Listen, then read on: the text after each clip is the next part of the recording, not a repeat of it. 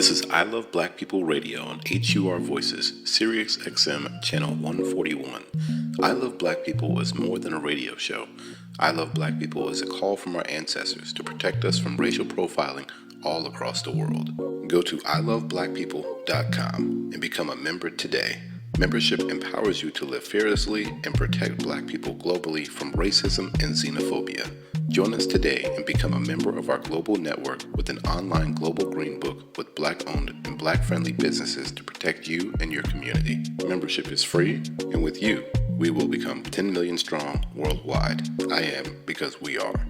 And again, thank you so much, everyone, for joining us on another wonderful journey of I Love Black People. Today, we've been super blessed to have a brother, a friend, someone that I've come of age with, who's been a mentor, a guide for much of my most vulnerable days of my life. And I'm so thankful that God provided him as a safe travel and safe passage for me in this wonderful life. Our brother, your brother, good brother, Cleveland Gipson. Welcome to I Love Black People. Well, thank you very much, Sinclair. It's my pleasure to be here, brother. We went through it all together, and you know what? If I had to do it all over again, I most definitely wouldn't even hesitate.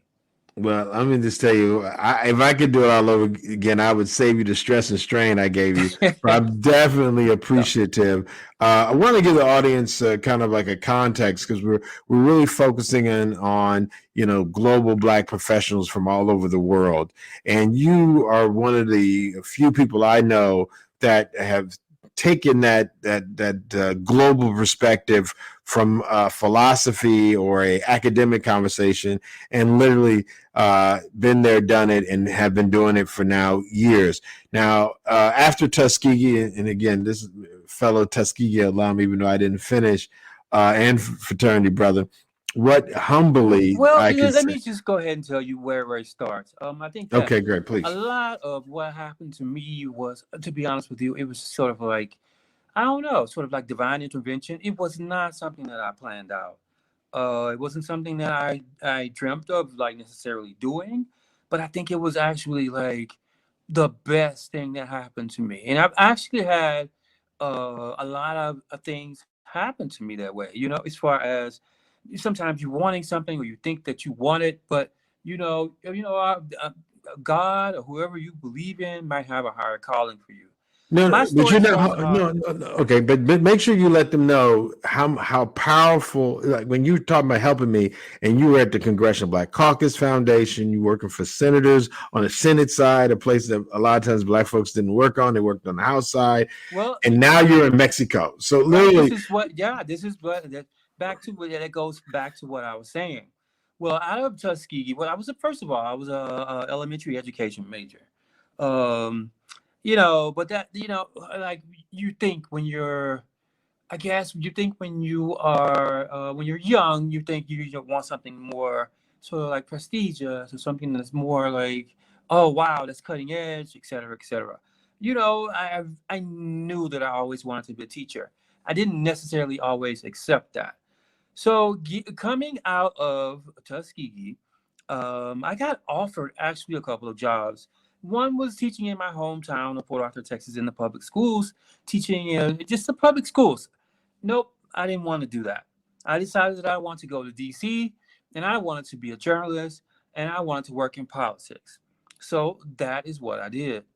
So luckily, my oldest sister, was living in D.C. at the time, so I decided that I would go to D.C. and sort of like test out the waters on Capitol Hill.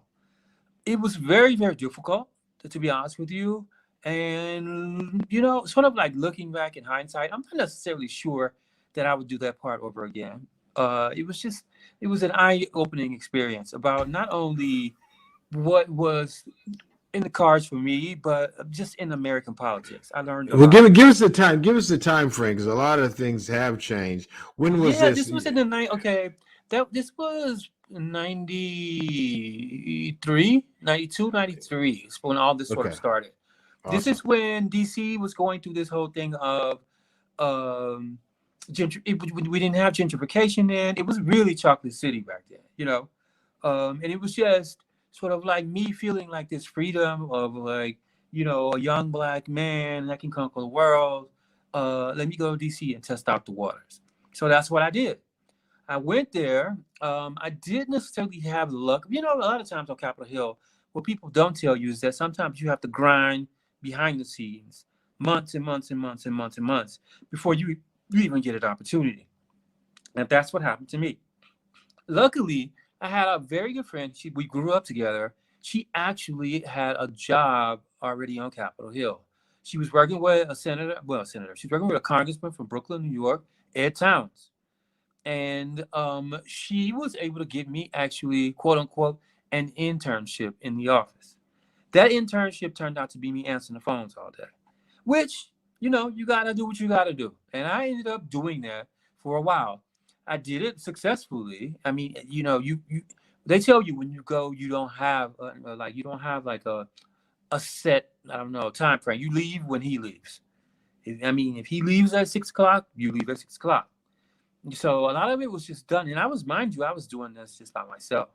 Well, it works out. 6 months later, I ended up getting a job, and I went from one extreme to the next. I ended up as a young black man at that point in time, getting a job on the entire Senate side. That's like going from an HBCU to like, I don't know, Notre Dame. As far as like the whole contrast of like the people you see, the people who you can relate with. And mind you, I was just coming from Tuskegee. So I ended up getting a job for Senator Chuck Robb of Virginia, he was a Democrat, or he still is a Democrat, but he was a very conservative Democrat. Now, to be honest with you, I was the only black person in the office of a staff of about 25 of us. The only reason that I was able to get that opportunity was because he pretty much owed a favor to Ed Towns. So I ended up working there. And they just called me a staffer. And a staffer on Capitol Hill means that you kind of like do everything. And it was in that moment, to be honest with you, I had the opportunity to actually discover myself. Because why? While I'm working on the Senate side, people are looking at me like, wow, you actually work on the Senate side? How did you get on the Senate side? While I'm working on the Senate side, during my breaks, because remember, I majored in elementary education. During my breaks, I would read to school kids. Okay. I would go to Southeast DC. I got permission. They kind of gave you credit for it in the office. Like I would go to Southeast DC and read to school kids at a school called Stanton Elementary. To be honest with you, I did that 2 days a week. And after about 2 months, the kids were like, they were hugging me, and like, don't leave, don't go, don't leave, don't go. So I was going from opposite ends of the world. I was going to this world where it was like the Senate side, and yes sir, no sir, and I was going and working with these kids who they didn't know where their next meal was going to come from. To let you know just how rough it was for them, this was in Southeast DC in the mid 90s. And the school was actually located at Alabama and Naylor Road in DC, Southeast. That is like technically the heartbeat of like Southeast, DC 90s, Marion Barry. People just doing what they got to do. Ended up, they convinced me. Those kids convinced me. I ended up working on the Senate side. One day, this little boy said, I really don't want you to go. His name is Deontay McFadden, college graduate. He went to George Washington. He ended up saying, I don't want you to go. And you know what? I had to be honest with myself. I said, you know what? I'm going to work at this school. So I went, and the principal was like, of course. You sure you want to leave Capitol Hill? I'm like, actually, I'm more than sure. You know what I'm saying? So I actually started off sort of like doing this whole thing with those kids. But let me just go ahead and wind back up as far as what made me do this is that I actually realized that what I thought I really wanted to do as far as having an impact, I don't think I ever would have ever reached that if I didn't start teaching. That just wouldn't have happened. Burnout was inevitable. Working on Capitol Hill, the But lack of wait a respect. minute. But let me say this, and I don't mean to interrupt because what you're taking us on this journey is awesome. Now I remember you worked at maybe I'm wrong. That's why I want to clarify the Congressional Black Caucus Foundation. I Ah, remember you know that, and what? you were doing real estate. You You were know doing what? real estate. You I'm were getting buying so Capitol old. Hill, and you. Right. Well, I'm So getting so. give me the Capitol Hill buying real estate. You was in the real estate You, game back in the you know what? I mid skipped a part of '90s. my whole life. In the Yeah, man, go meantime, ahead. I'm Give me sorry. that. In between those Wind jobs, in it between the black. Wind teaching, it black. right. In between the teaching job and the Chuck Robb job, I worked at I worked at the Congressional Black Caucus Foundation, where I was you would say that I was a scholarship coordinator. Well, they have a fellowship program there, and they have the internship program. The internship is for the undergrads, and the fellowship is for the graduate students, law students, potential PhD students, or people who Right, work and in their you looked masters. out for me there, and then I still remember how you even helped people get married. Like, bro, there Yeah. was so much of what Yeah, you know your what? I've hands done. was on so many Yeah. So, things, touching so many. You took a political oh environment and yeah. made it a You know what community though? environment. No, Sinclair, I'm you gonna be honest really, with you. yeah. I worked at I worked there for 3 years before I started teaching. Yeah, that was in between. So yeah, I think because that's such a far, I don't know. It was just a different part of my life. It was a very important part of my life. I just spoke with somebody who I actually helped there. Her name is Trelon Shorter. She just said, "Oh, yeah, I'm in school again. I'm getting my master's." Blah blah blah blah. Blah. This is we're talking about 20. I don't know how many years ago it was, but it's like have come across some very successful people in it all. You know, I mean, at the end of the day, I think that it served a purpose, even though I sort of like blocked that part of my Yeah, you almost blocked it. Trelonge, And, you got a lot. You got folks who've done so yeah, many things yeah, at a higher Trelon. level that Yeah, these people were running. These people kind of like running, like Shavar. Shavar Jeffries, Yeah, Shavar yeah, Jeffrey ran for mayor. man. He's like not. I want to say what he teaches where. I think he teaches at Temple. Whatever he's doing like next level, like They do it. Everybody's lawyer. doing next Yeah, level stuff, and I'm just like, yeah. In the end of the day, I'm looking at where I am right now. I'm a teacher, so I mean, so long story short, yes, I worked in politics successfully for a long time, but it was just grindy. And I ended up just the whole time I maintained a relationship with kids, and after I realized that, you know what, this is glitz and glamour. Yes, at that time, Jesse Jackson is standing right here. Yes, Marion Barry standing right next to me. Yes, I just had a full conversation with Floyd Flake. That was cool. But at some point, I realized that I would rather be reading a story to some unknown kid, in Southeast, and talking to his grandma and convincing his grandma to let me teach him how to play chess at the end of the school day. no, I remember you had the chess club, but you also Yes, had like you was buying real estate yeah. on Capitol Hill. Yeah. So And this is anyway, I all before ended you were up. like 10 years old. Like you were shaking and moving at a Yeah. very high level. And I These didn't even kids bring up are your like All-American football, very high your hit level. pass, and all the things you did. Like literally, this is all crammed in a very short moment. So I'm just trying to help people get context. And how did you end up in Mexico? Teaching Okay, so some of the most powerful those details. I billionaires' just go through. children and things like that. So here we go. I ended up working at this. I was working at Stanton. Now we back at school. So I ended up working at Stanton after I left Capitol Hill. People are like, "What's the matter? Like, how did you leave? You work at a school in Southeast? Blah blah blah blah blah." I'm working with these kids. I'm just doing what I got to do. I'm just doing what I have to do to save them. One of the things that I really really like is chess. So I started a chess team in Southeast DC. People laughed at us. After 2.5 years of having a chess team, we were like DMV champs. I mean, we beating private schools. It was kind of like that movie thing that you had going on, or that you've maybe seen before. Like these kids were just smart. They were just killing people in chess. These are kids who never played chess before. And the reason I started that is because it just helped them with their concentration. But anyway, ended up working there.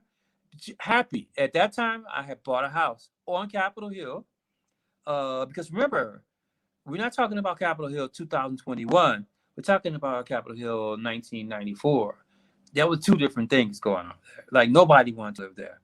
Long story short, after working at this school for about 4 years, Stanton Elementary, my principal calls me to the office and she says to me, "Hey, listen, I have something that I need you to do." And I'm like, "What?" I'm like thinking I'm gonna get a new project or maybe even a raise. She said, "We want you to learn Spanish."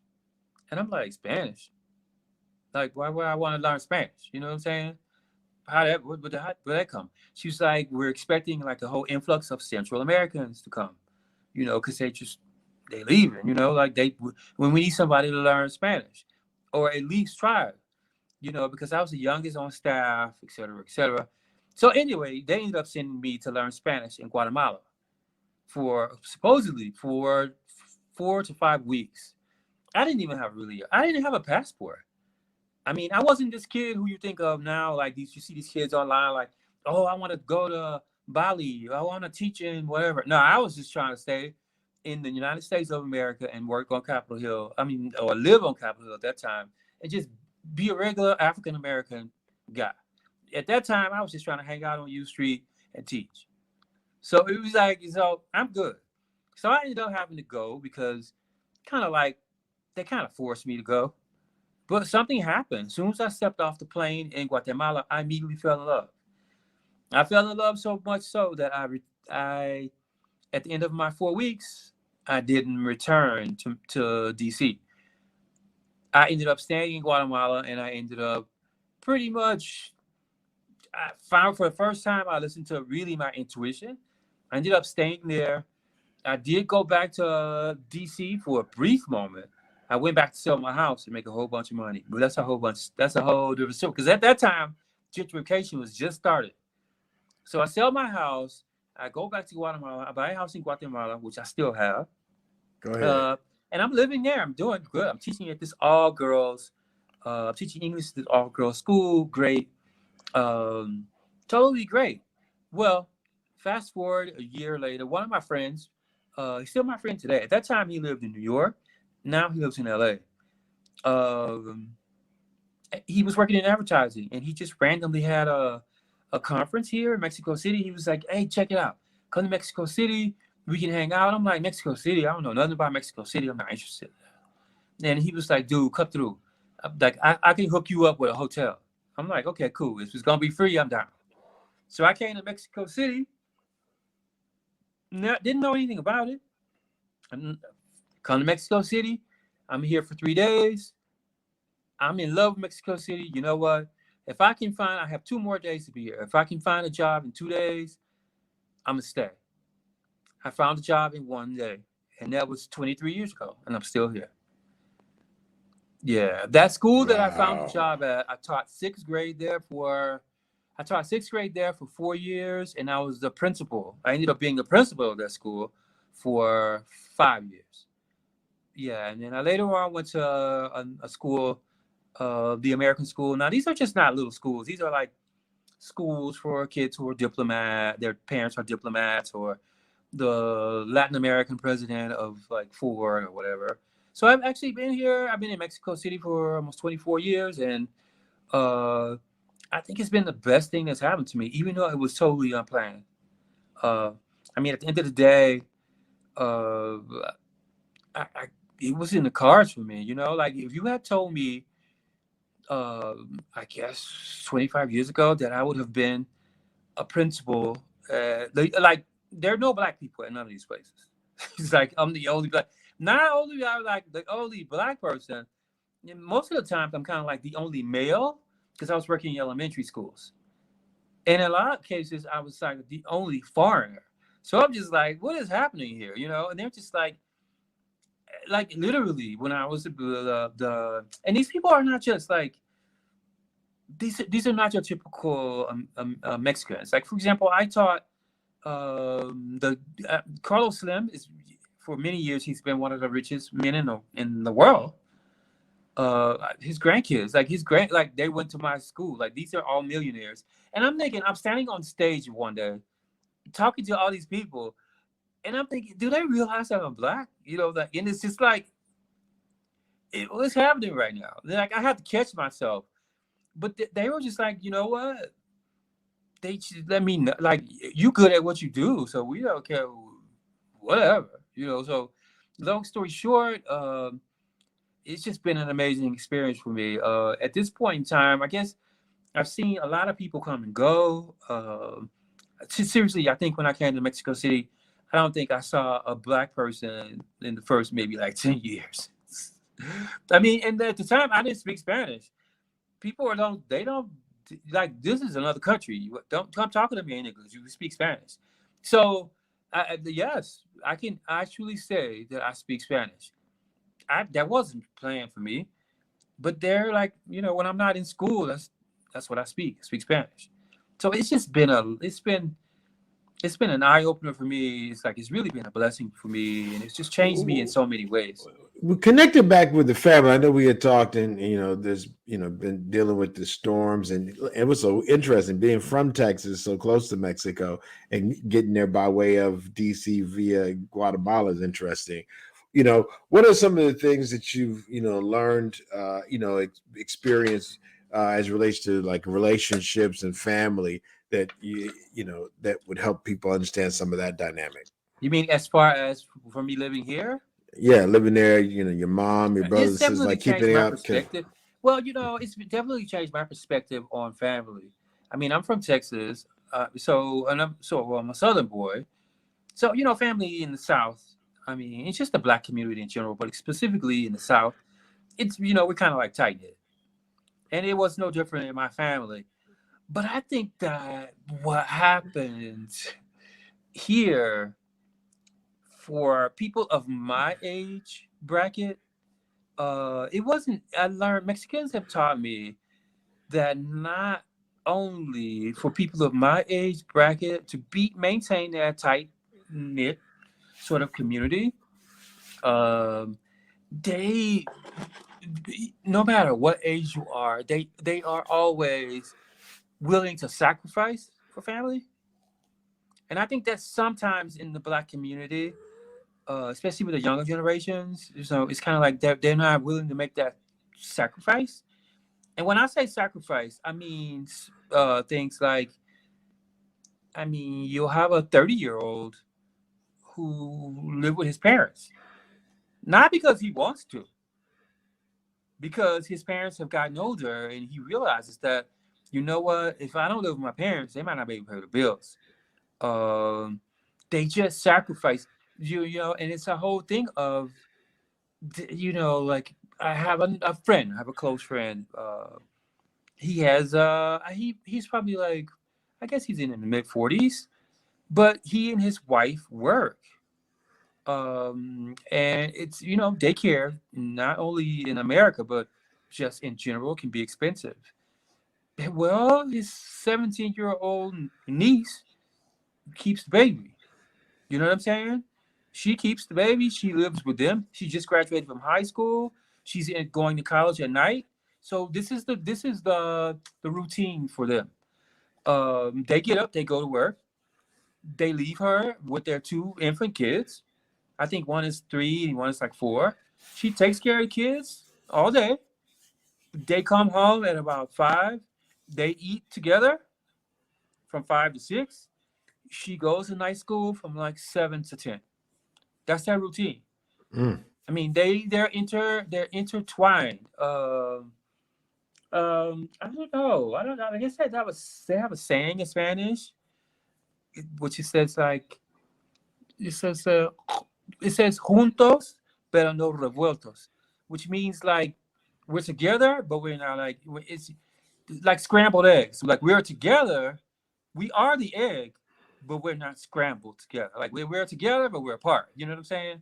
So it's like they have a chain going on, and she is going to graduate from college, and they are going to benefit from her sacrifices. She's 17. She could be doing whatever all day, but there's no way she will do that. Like, there's absolutely no way. It's just in the cards. Like that. It's not like she's forced to do it, but in turn, while she's keeping her kids, They go to work, they don't pay a babysitter, but she gets a place to stay for free.